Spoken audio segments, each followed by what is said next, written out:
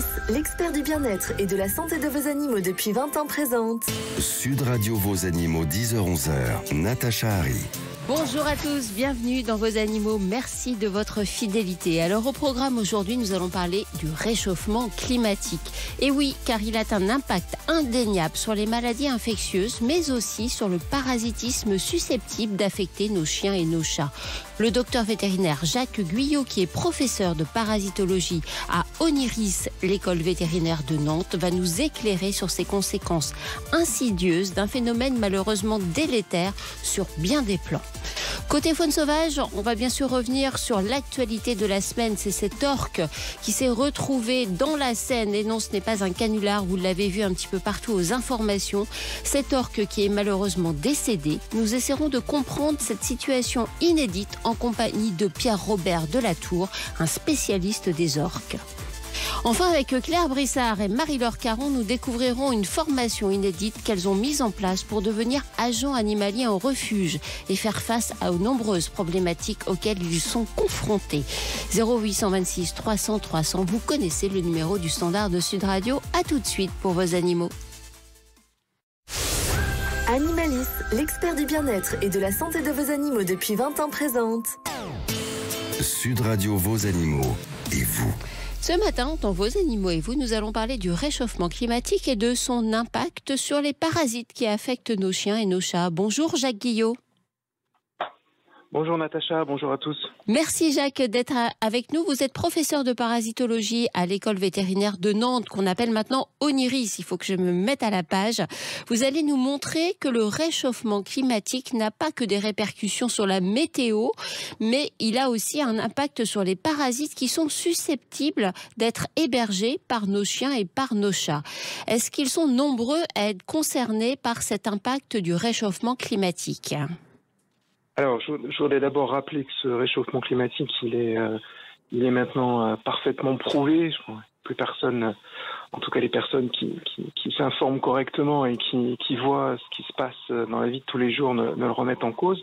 Et ces changements sont assez complexes, hein, bien évidemment. C'est globalement une augmentation moyenne de température, mais il y a plein de choses un peu différentes. C'est pas la même intensité partout. Il y a des modifications aussi au niveau des saisons, hein, avec des saisons chaudes, on va dire, qui arrivent un petit peu plus tôt, qui durent souvent plus longtemps, avec des températures importantes.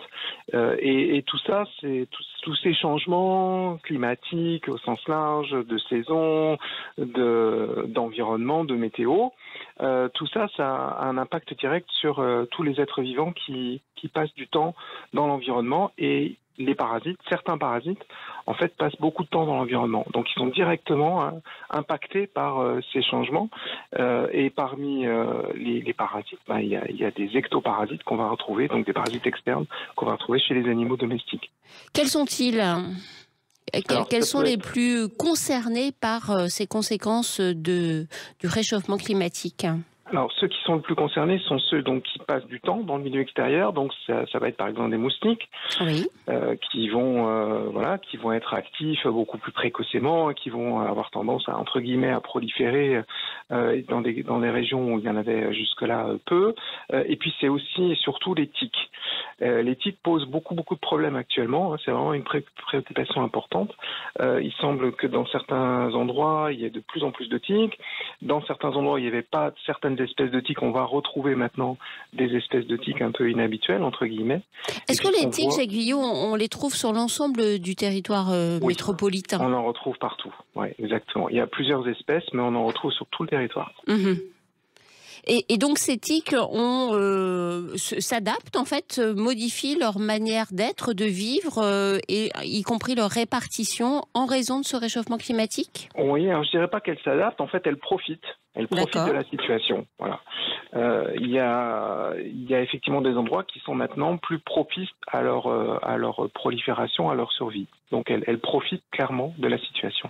Qu'est-ce qui leur profite le plus ? Qu'est-ce qu'elles aiment tant, ces tiques ? Qu'elles aiment beaucoup, ces tiques, c'est d'avoir d'abord plein d'animaux à leur disposition.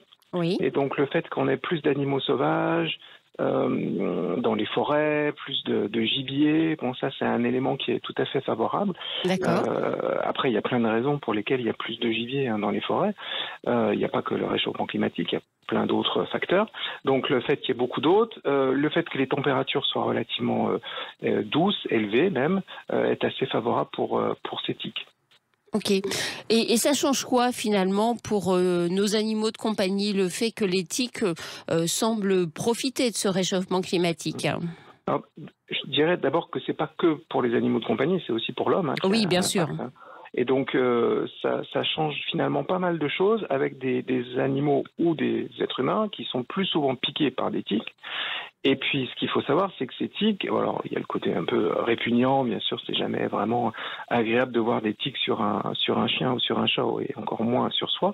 Mais ça, c'est pas très très grave. Ce qui est surtout grave, c'est que dans certaines circonstances, les tiques peuvent transmettre des agents pathogènes, donc elles peuvent être à l'origine de maladies qui, pour certaines, sont assez graves. Donc, globalement, s'il y a plus de tiques, il y a plus de risques d'attraper certaines maladies. C'est quoi la vie d'une tique, Jacques Guillot? Alors, la vie d'une tique, elle est très spéciale. C'est en fait beaucoup de moments passés dans le milieu extérieur, bon, surtout dans les forêts, dans les parcs, et puis de toutes petites périodes de quelques jours en fait pendant lesquels la tique va se nourrir de sang sur un animal ou sur un être humain. Mais si on prend l'exemple d'une tique qui est très très répandue en France, qui s'appelle Ixodes ricinus, ça c'est son nom compliqué, son nom latin scientifique. Cette tique très importante parce qu'elle est fréquente et elle peut transmettre l'agent de la maladie de Lyme. Cette tique en fait, elle a une vie qui dure à peu près 3 ans. Et sur ces 3 ans, il n'y a que 3 périodes d'à peu près une semaine pendant lesquelles elle va se nourrir de sang. Tout le reste, c'est dans le milieu extérieur. D'accord. Mais pendant cette période, elle représente un vrai danger et pour les humains et pour les animaux de compagnie. Et potentiellement pour les animaux de compagnie. Alors, si on comprend bien ce que vous nous expliquez, ce n'est pas tant la tique en tant que telle qui est un danger, mais plutôt les parasites qu'elle-même elle héberge. Tout à fait. En sachant qu'il y a beaucoup de choses qui peuvent être portées par les tiques. Qu'est-ce qu'elles hébergent comme type de parasites et quelles maladies en découlent? Exactement. Elles hébergent tout un tas de micro-organismes, bien évidemment. Ce sont des organismes de toute petite taille, puisque les tiques, déjà, c'est assez petit. Oui, on n'imagine pas finalement que dans quelque chose d'aussi petit, la tique, il y a des choses encore plus petites qui pourtant ont des impacts extrêmement négatifs sur notre santé et sur la santé de nos animaux. Voilà. Et ces microbes, il y en a différents types. Il y a des virus qui peuvent être transmis par les tiques. Il y a un virus qui pose problème, surtout dans l'est de la France et dans certains pays d'Europe centrale, qui est responsable d'encéphalite et qui est transmis par les tiques. Il peut y avoir des bactéries, bien sûr. Alors la bactérie, c'est un autre type de micro-organisme, les bactéries. La bactérie la plus célèbre, c'est la bactérie qu'on appelle Borrelia et qui est à l'origine de la maladie de Lyme. Il peut y avoir... c'en est une parmi d'autres, bien sûr. Et puis, il peut y avoir aussi ce qu'on appelle des parasites au sens strict, des organismes qui sont aussi très, très, très petits, qui peuvent être transmis par les tiques. Et le souci principal, là, c'est pour le chien, avec un parasite qu'on appelle le pyroplasme. Je pense que la plupart des personnes, des auditeurs qui ont un chien ont entendu parler d'une maladie qui s'appelle la pyroplasmose. Et cette pyroplasmose, elle est due donc à cette micro-organisme de parasite appelé pyroplasme, et la transmission se fait toujours par l'intermédiaire d'une tique. Et ça se fait au moment du repas de sang de la tique, c'est bien ça? Voilà, ça se fait au moment du repas de sang de la tique. C'est là, à ce moment-là, la tique, elle prend du sang, mais souvent elle injecte aussi de la salive. Enfin, il y a tout un tas de... C'est pas que dans un sens. Et à un moment, il peut y avoir inoculation de ces agents pathogènes. Alors, ce qui est très important à retenir, c'est que, au moins pour le pyroplasme, la transmission, elle se fait pas tout de suite. Elle se fait au bout de 1, 2, 3 jours. Après que la tique s'est fixée sur le chien. Et c'est pour ça qu'on passe toujours l'information comme quoi il faut retirer les tiques. Quand on voit des tiques sur un chien, il faut les retirer le plus vite possible. Si on fait ça, on limite le risque de transmission des pyroplasmes. Elle reste combien de temps en moyenne sur l'animal? À peu près une semaine. Une semaine. Donc, effectivement, si je comprends bien ce que vous nous expliquez, c'est quand on rentre de balade dans des zones qui sont particulièrement à risque, comme des sous-bois, des forêts, on inspecte son chien et on essaie de le débarrasser des tiques s'il y en a. Comment on les repère, Jacques Guillot ? Alors d'abord, on peut les voir se déplacer. Alors, il faut inspecter son chien. Il faut aussi regarder sur ses pantalons, sur ses vêtements à soie. Oui, parce qu'on n'est pas épargné non plus. On n'est pas du tout épargné. Et à partir du moment où on va aux mêmes endroits que le chien, on peut aussi attraper des tiques. Bien sûr. C'est pareil. Donc, il faut faire attention. Donc, il faut bien regarder. Et puis ensuite, il faut bien examiner son chien attentivement, essayer de regarder, alors c'est souvent autour du cou, dans des zones où, au niveau de l'abdomen, dans des zones où la peau est un peu plus fine, qu'elles arrivent à se fixer, mais des fois quand on revient de balade, on les voit qui se baladent en fait sur le pelage de l'animal. Donc quand elles se baladent, elles sont très très petites. Elles sont petites, ouais. Et après, quand elles se sont fixées, là, à ce moment-là, elles gonflent. On dit, elles se gorgent véritablement de sang. Et là, ça apparaît comme une sorte de petite boule, souvent un petit peu grisâtre. Bon, mais là, à la limite, c'est presque trop tard, parce que là, ça veut dire qu'elles sont là depuis plusieurs jours. Donc l'idée, ça serait vraiment de les repérer très, très rapidement. Avant. Donc, de quelle manière on peut débarrasser son chien des tiques avant qu'elle ne soit fixée, déjà ? Parce que c'est l'idéal, on l'a bien compris à vous écouter. On a à notre disposition finalement pas mal de produits vétérinaires qui sont disponibles pour le chien, pour le chat aussi, on en a plusieurs, qui permettent en fait de protéger l'animal. Et ce sont des produits qui diffusent se répartissent sur le pelage de l'animal ou alors qui circulent dans le sang. Et dès que les tiques commencent à piquer, en fait elles sont tuées par ces produits. D'accord, donc ce sont des produits qui agissent en prévention. Tout à fait, ce sont des produits qui agissent en prévention. Et puis quand on a un animal qui est couvert de tiques et que c'est un peu compliqué, fastidieux peut-être de les retirer une à une, on peut aussi donner un produit de façon à les tuer. Voilà, c'est plus de la prévention, là c'est de l'élimination des tiques qui sont déjà... Évidemment, un produit vétérinaire, on ne prend pas l'insecticide de la maison pour asperger son chien. C'est une évidence, mais parfois il est quand même bon de le rappeler. Il faut faire très attention aussi à ne pas utiliser de produits pour chiens, destinés aux chiens, chez le chat. Oui. Certains produits antiparasitaires sont très toxiques pour le chat, donc il y a des produits bien particuliers pour le chat et d'autres produits pour le chien. On a beaucoup parlé des chiens. Est-ce que les chats sont concernés de la même manière ?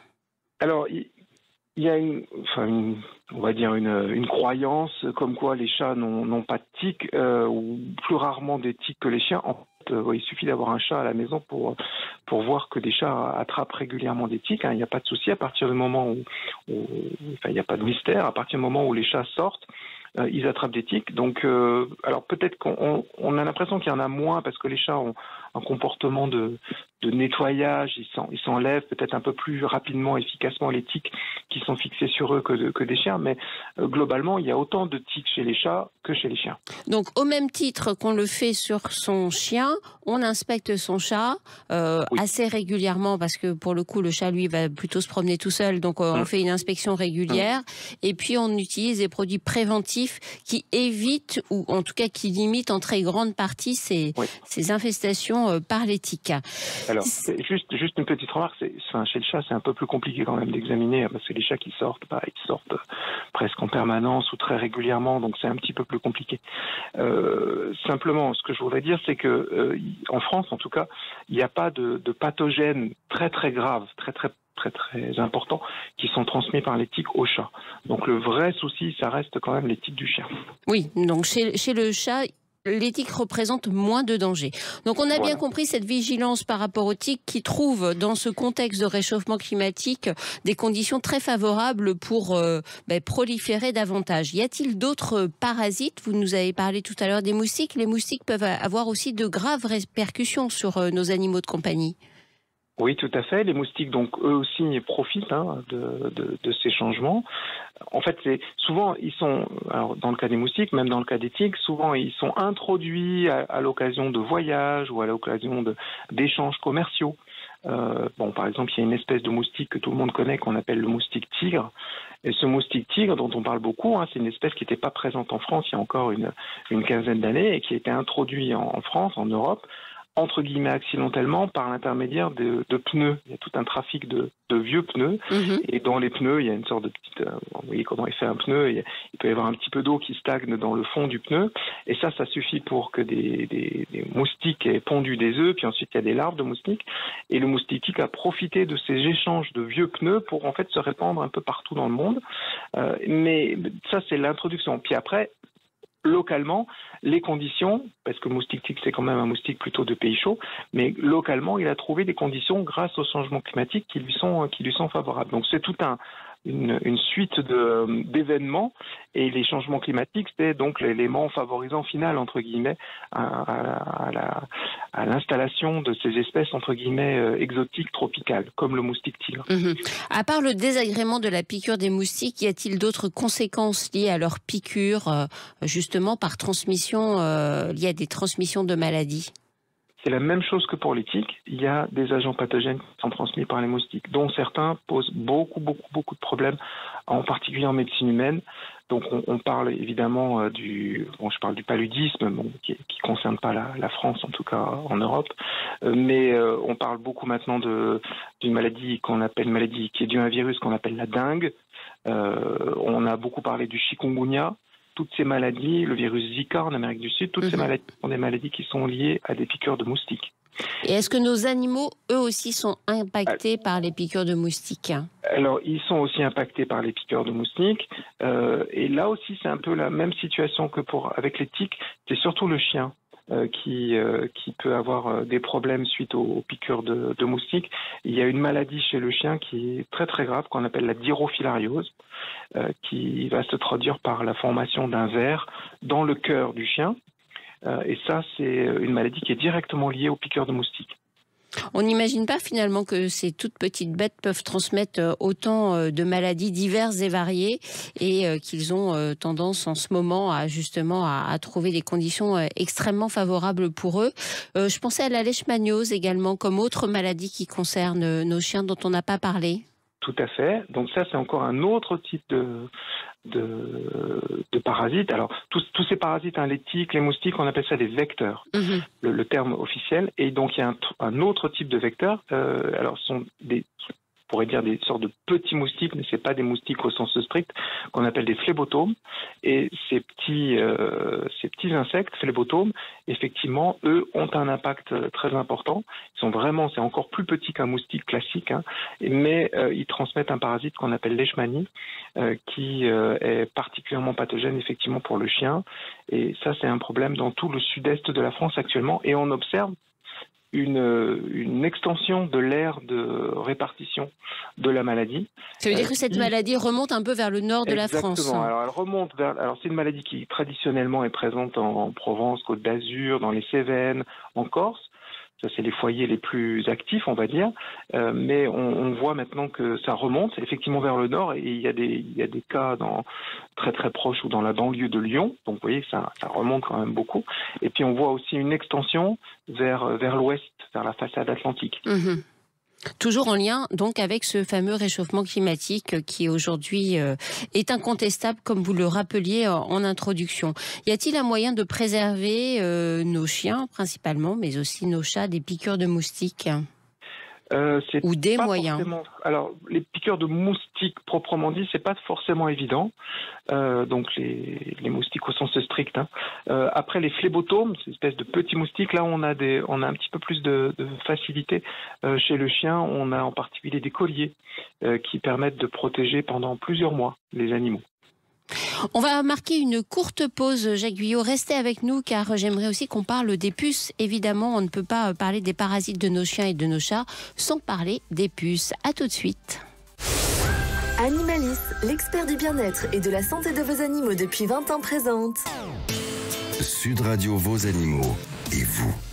Et ce matin, dans Vos Animaux et vous, en compagnie de Jacques Guyot, qui est professeur de parasitologie à l'école vétérinaire de Nantes, l'école Oniris, nous parlons du réchauffement climatique et de son impact sur des petites bêtes qui viennent embêter nos chiens et nos chats principalement, mais nous aussi humains, nous sommes bien sûr concernés. Nous avons très largement parlé des tiques, nous avons parlé des moustiques et assimilés pour faire large. Évidemment, nous allons faire une petite page sur les puces, car les puces, elles aussi, très certainement, Jacques Guillot, sont impactées par ce réchauffement climatique. Oui, alors les puces, c'est un petit peu particulier parce que finalement, parmi tous les parasites, les ectoparasites, c'est peut-être ceux qui sont globalement le moins impactés. Pourquoi ? Parce qu'en fait, elles passent certes du temps dans le milieu extérieur. Je rappelle, le cycle des puces est un petit peu spécial avec des puces adultes qui sont présentes sur les chiens et sur les chats, mais les formes immatures, avant de former des puces adultes, il y a des larves, et ces larves, elles sont présentes dans le milieu extérieur, à l'extérieur des animaux. Elles sont pas du tout parasites d'ailleurs, elles se nourrissent de débris qu'elles trouvent dans l'environnement immédiat. Et donc on pourrait penser avec un cycle comme ça, avec une partie du cycle de vie des puces qui se passe dans le milieu extérieur, qui pourrait y avoir un impact important du réchauffement climatique, de cette problématique actuelle. Mais en fait, ce qui se passe souvent avec les puces, c'est que le cycle complet et ce que j'appelle l'environnement des larves, en fait, c'est les maisons, c'est les appartements. Autrement dit, un environnement qui est moins soumis à cette problématique de réchauffement climatique. Les puces, elles ont déjà trouvé un environnement qui est chauffé, bien chauffé. Il leur est très favorable déjà. Exactement, voilà. Et donc, effectivement, il peut y avoir des puces aussi, des larves de puces dans les jardins, par exemple. Donc, on peut imaginer qu'avec le réchauffement climatique, il va y avoir plus de larves de puces dans les jardins. Donc, globalement, plus de puces. Mais c'est sans doute assez négligeable par rapport à déjà tout ce qui se passe dans les maisons.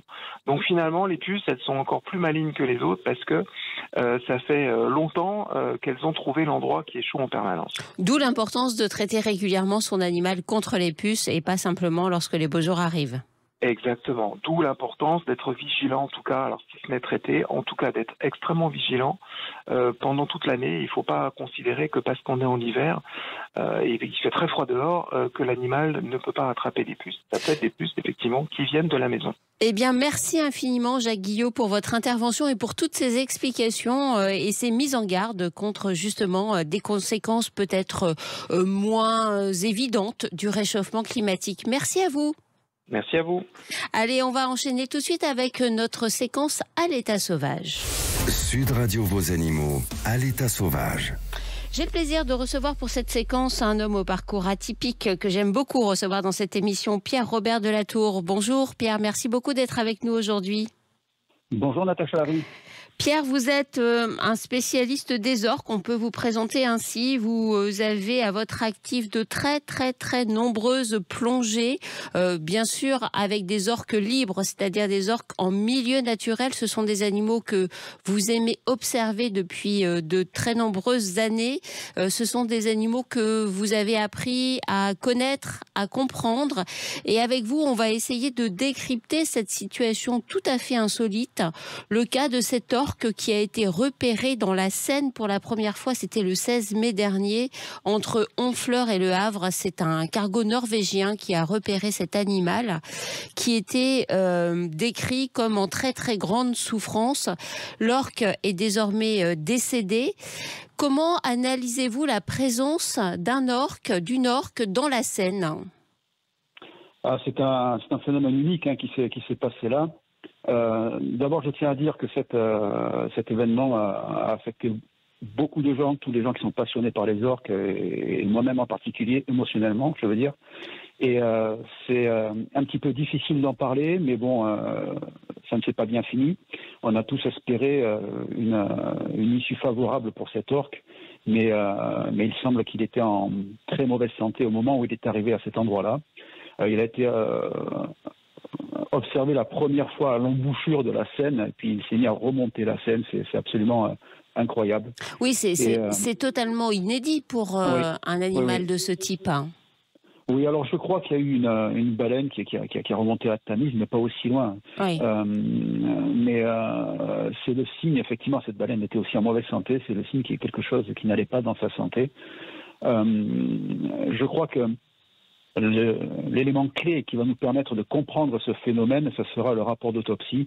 Je pense qu'il va être intéressant de voir ce rapport avec les différentes informations qui vont pouvoir être disponibles, à commencer par l'origine de cet orque.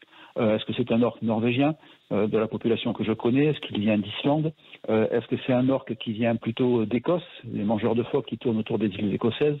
Ça va être intéressant de retracer le parcours de cet orque pour comprendre un petit peu pour quelles raisons il est venu là.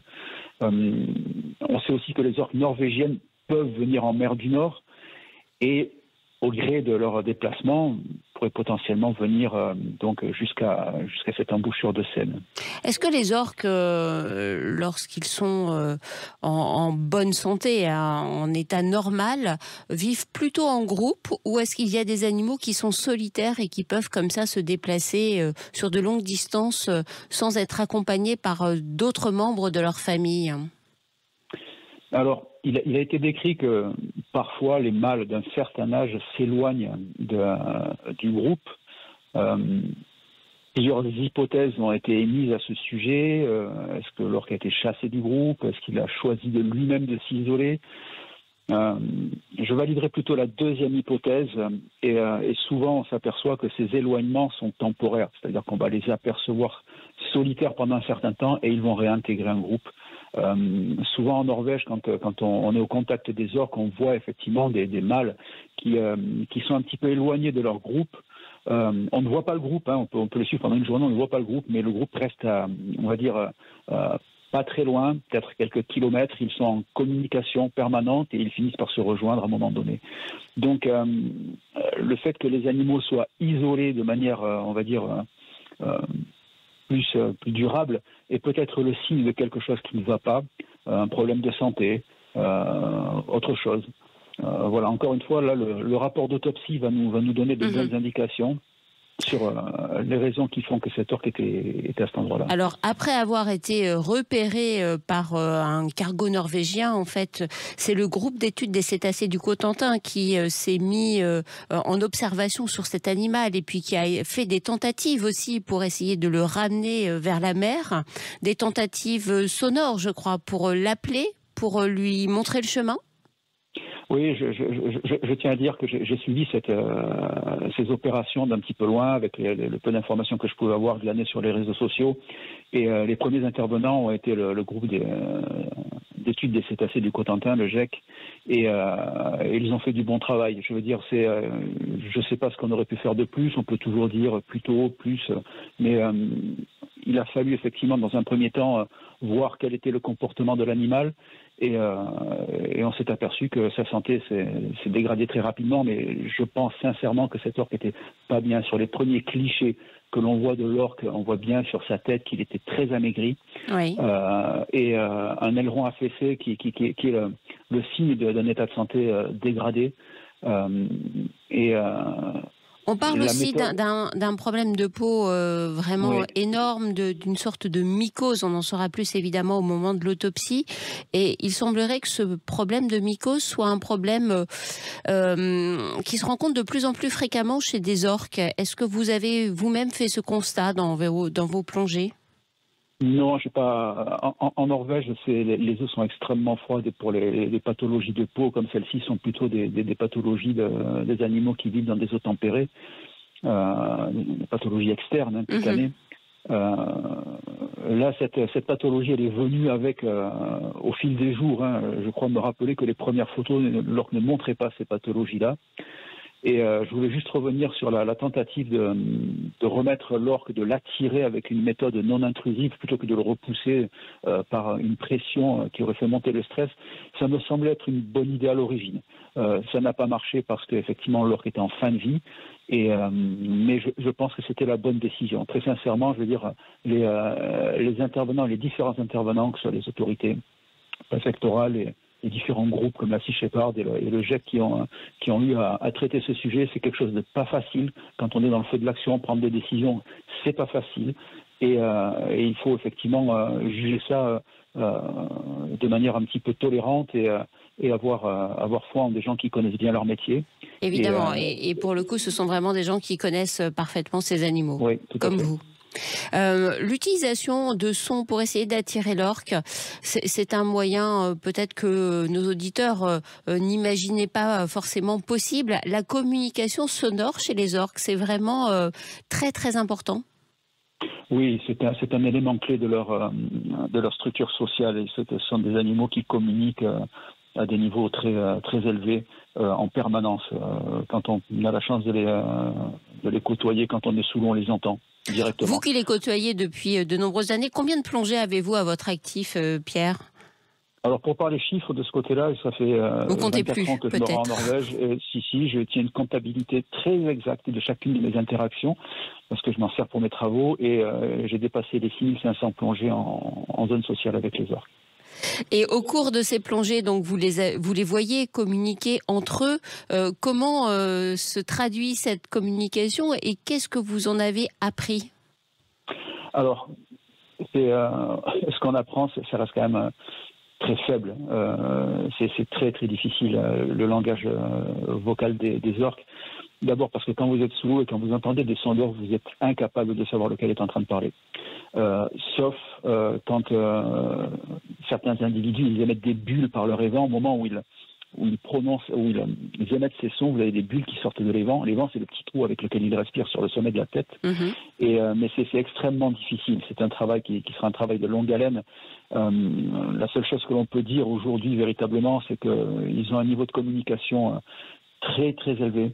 Ils coordonnent leurs actions, leurs déplacements, leurs chasses, leurs jeux sociaux de manière extrêmement élaborée grâce au son. Et c'est un univers absolument passionnant parce que c'est extrêmement difficile. Donc comme c'est difficile, le challenge il est vraiment intéressant. Est-ce que, ce sont des animaux qui vous fascinent, ça on le sait. C'est leur intelligence qui vous fascine le plus, c'est quoi, Pierre ? Oui, quand on les côtoie, la chose que l'on perçoit, c'est une vaste intelligence. On le sent dans le regard quand on a la chance de croiser leur regard. Parce qu'il faut que nos auditeurs comprennent bien que quand vous plongez avec eux, vous plongez vraiment à leur côté. Vous les laissez venir à vous quand ils ont envie de venir à vous. Vous avez des interactions très directes avec ces animaux. Oui, quand on parle de proximité, ça peut aller à 2-3 mètres de l'animal. Et comme vous le précisez, Natacha Harry, ce sont eux qui choisissent le moment où s'ils viennent. Les orques sont par nature des animaux extrêmement curieux dans la nature. Quand ils ont à faire face à des événements ou quand ils rencontrent des entités qu'ils ne connaissent pas, qu'ils ne comprennent pas, ils ont besoin d'avoir cette information et ils font preuve d'une extrême curiosité qui n'a aucune, on voit qu'il n'y a aucune réserve. Si vous voulez, d'autres animaux sont partagés entre la crainte et la curiosité. Les orques, il n'y a pas de crainte, on gomme ça. Donc quand ils sont curieux, quand ils veulent chercher une information, ils s'approchent très près et ils n'hésitent pas véritablement à venir interagir à bout portant, quoi. C'est incroyable. Alors pour vous c'est incroyable et c'est fascinant, mais ça peut aussi peut-être susciter de l'inquiétude, voire de la peur chez nos auditeurs, parce que les orques ont aussi mauvaise réputation. Pourtant moi j'ai souvenir qu'on s'est rencontrés à plusieurs reprises et à chaque fois vous m'avez expliqué à quel point ces orques en milieu naturel sont totalement inoffensifs vis-à-vis des humains. Oui, c'est le constat que l'on peut faire. Il n'y a jamais eu d'attaque d'orques sauvages sur un plongeur. On a fait partie des premiers à s'immerger avec une population spécifique des orques de Norvège, il y a 24-25 ans de ça. Maintenant, c'est une pratique qui s'est développée. Il y a plusieurs opérateurs qui font la même chose en Norvège et on apprend aussi que cette pratique s'est développée ailleurs dans le monde. Les équipes de télévision de la BBC, National Geographic ont été plongées avec les orques du monde entier, qu'ils soient mangeurs de poissons ou mangeurs de mammifères marins. Et le constat est le même, il n'y a jamais eu d'attaque alors que les opportunités sont là. Il n'y a jamais eu d'attaque d'un orque libre sur un être humain. Donc ça reste une question très mystérieuse. Il doit y avoir une raison, mais on ne la connaît pas. Merci en tout cas Pierre-Robert Delatour pour votre éclairage sur cette situation totalement inédite et on retiendra notamment de vos propos le fait que vous en tant qu'expert et grand connaisseur des orques, vous considérez que tout a été vraiment fait pour essayer de venir en aide à cet animal qui malheureusement est décédé. Merci à vous. Merci Natacha. À très bientôt. Allez, on marque une courte pause et on se retrouve d'ici quelques minutes avec deux passionnés d'animaux. Animalis, l'expert du bien-être et de la santé de vos animaux depuis 20 ans présente. Sud Radio Vos Animaux, c'est votre histoire. Et pour terminer cette émission en beauté dans cette séquence C'est votre histoire, j'ai vraiment beaucoup de plaisir à recevoir deux vrais passionnés des animaux, Marie-Laure Caron et Claire Brissard. Merci à toutes les deux d'être ici. On va le préciser pour ceux qui nous suivent sur les réseaux sociaux et qui nous regardent en vidéo, vous êtes sœurs jumelles et vous avez en commun notamment cette passion chevillée au corps pour la protection animale. Vous avez travaillé très longtemps en refuge, notamment à la SPA. Est-ce que vous pouvez, l'une et l'autre, d'abord commencer par nous expliquer votre parcours lié aux animaux, avant de nous parler bien sûr de cette association et de cette formation que vous avez mis en place. On commence avec laquelle de vous deux ? Je veux bien commencer. Eh bien, allons-y. Bonjour Allons-y, Natacha, bonjour à tous. Voilà, on a une passion commune depuis toute petite avec Claire, c'est les animaux. Donc notre rêve de petite fille, c'était de travailler à la SPA. Donc on a eu la chance de réaliser ce rêve. Donc on a fait quand même 20 ans dans la protection animale, un poste dans lequel nous avons évolué. Nous avons commencé en tant qu'agent animalier. Alors je dis on parce que nous avons exactement le même parcours toutes les deux, donc c'est assez et ça continue. Mais dans des refuges différents quand même. Complètement, dans des refuges différents. Hein. Donc on a commencé en tant qu'agent animalier, ensuite chef d'équipe, et puis on a fini en tant que responsable. Donc c'est un métier qui nous a énormément plu, passionné, très intéressant. On a fait énormément de rencontres, que ce soit animales ou humaines. Ça a été très riche en émotions. Maintenant, on a vu malheureusement le constat, c'est-à-dire que le métier d'agent animalier est en train de changer et c'est donc pour ça qu'on a développé notre formation. Alors, vous avez développé une formation au sein d'une association, c'est bien ça ? Alors, nous, on part un petit peu dans tous les sens. C'est-à-dire qu'on a créé notre société, oui. Qui fera la formation, et nous avons notre association. Pour aider les animaux. C'est ça. Exactement. Alors, votre formation, elle a quel objectif ? La formation a pour objectif en fait d'apprendre le métier d'agent animalier. Nous, lorsqu'on était responsable, quand on recrutait des nouveaux collaborateurs, c'était assez compliqué parce qu'en fait, alors certes, ils aimaient les animaux, mais au niveau compétences, il n'y avait pas. Et comme disait Marie-Laure tout à l'heure, le métier il est complexe, c'est un très très beau métier, mais il faut de grandes connaissances, des connaissances canines, félines, l'accueil du public aussi, la gestion de ses émotions. Et en fait, quand on commence à la SPA et nous-mêmes, il y a 20 ans, on nous a mis comme ça, on nous a balancé en tant qu'agent animalier. Alors, on avait des binômes et on nous expliquait un petit peu le travail, mais ça vous avez appris sur le terrain et c'était un peu le fruit du hasard en fonction des personnes qui vous accompagnaient pour recueillir des connaissances. Oui, tout à fait. Et le souci, c'est il n'existe pas de formation spécifique pour les agents animaliers en refuge parce que c'est vraiment un monde à part. Malheureusement, non, ça n'existe pas. D'où, justement, on a voulu utiliser toutes nos connaissances et toutes nos compétences, justement, pour améliorer, en fait, la prise en charge des animaux dans les refuges. Oui, parce que c'est ça votre but ultime, c'est de faire en sorte qu'avec des gens bien formés, on prenne le mieux en charge possible les animaux qui sont recueillis. Complètement, parce que quelquefois, en voulant bien faire, on fait mal. C'est-à-dire que on peut renforcer des mauvais comportements dans les refuges. On a des chiens qui arrivent, qui n'avaient pas de troubles de comportement, et qui, au bout de quelques semaines, vont développer des troubles parce qu'en tant qu'agent animalier, on n'a pas forcément les connaissances, les compétences, parce que on est pris par le speed. Le temps passe très vite dans les refuges, on a le temps de rien, donc c'est compliqué, donc on n'a pas forcément la bonne analyse. Donc c'est vraiment important en fait que les agents animaliers apprennent très rapidement, très vite, la bonne gestion qu'il faut avoir pour bien s'occuper d'un chien, pour tout bête, hein, mais rentrer dans un box et ressortir d'un box, c'est pas si simple que ça, donc il faut avoir été formé à ça. Et il y a une autre problématique, c'est que les chiens sont de plus en plus difficiles. Alors, pas que dans les refuges, hein, bien sûr, c'est-à-dire que il y a de plus en plus de chiens qui mordent, par exemple, et tout ça, en fait, par méconnaissance. Donc plus les agents seront bien formés... Par méconnaissance souvent du propriétaire en premier lieu, ce qui amène souvent ces animaux à être abandonnés. Et derrière, il faut des gens extrêmement compétents pour récupérer l'animal. C'est ça, complètement. En fait, on est en train de dénaturer l'animal. En fait, on en demande trop, on veut trop. On est en train d'oublier leurs propres besoins et on les met en difficulté. Et malheureusement, au moindre accident, on se sépare de l'animal, alors qu'en étant aidé d'un éducateur canin ou des professionnels, peut-être que le problème aurait pu être résolu. Et ces animaux, malheureusement, finissent dans les refuges. Mmh. Donc, votre formation, elle va se décomposer comment? Imaginons, là, parmi les auditeurs qui nous écoutent, je suis sûre qu'il y a plein de jeunes qui rêvent de faire ce métier, qui entendent pour la première fois qu'il y a une formation qui peut leur être donnée pour faire ce métier le mieux possible. Comment ils doivent s'y prendre? Alors, nous, on est parti sur 1 mois de formation. La formation, il y a beaucoup de théorie, mais on va également faire de la pratique grâce à notre refuge, école refuge, en fait, qui se trouve à Jaudray dans l'Eure-et-Loir. Et on va faire aussi beaucoup de jeux de rôle, de mise en situation. Notre expérience de 20 ans va permettre de vraiment que les personnes puissent appréhender le métier et qu'ils sachent vraiment, parce que c'est quand même un monde à part, la protection animale, et qui, avant d'arriver en refuge, ils comprennent vraiment le fonctionnement de A à Z, notamment même des maladies qui sont liées aux collectivités, les parasites, tout ça.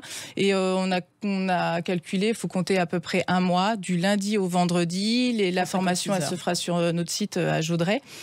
Et on aura aussi une partie éducation canine que Florian Delisle, donc notre collaborateur et associé, fera aussi, puisque lui, c'est plutôt la partie éducation canine qu'il va développer. À qui ça s'adresse, votre formation ?